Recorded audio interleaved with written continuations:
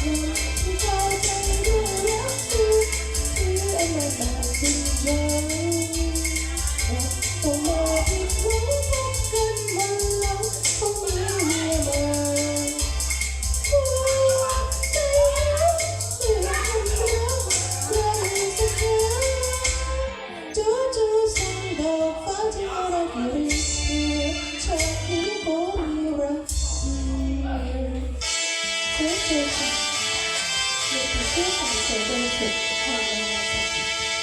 ี่เจอว่าผู้ชายต่างกันเมื่อวันก่อน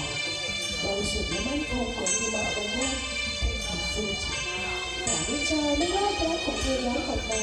พร้อมด้วยเรือใบกฎหมายจนเจ้าชายสาวผู้รักดีจึงเลือกปฏิบัติตามประเพณีของวงตระกูลเลือกจากสารรักของเธอเขียนไว้ด้วยข้อความว่าตายซะดีกว่าที่จะมีแต่รายเดียว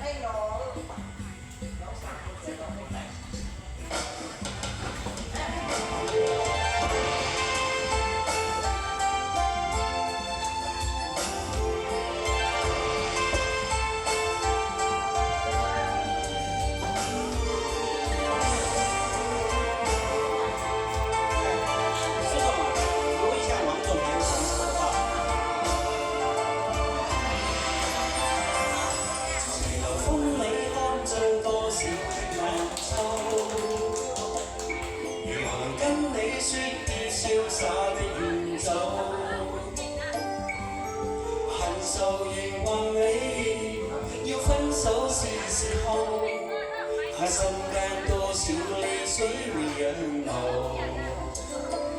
何時能解開心中多少苦與憂？何時能解釋心中空虛的藉口？情未圍住我，你此際又回眸，問情懷可永久相擁有。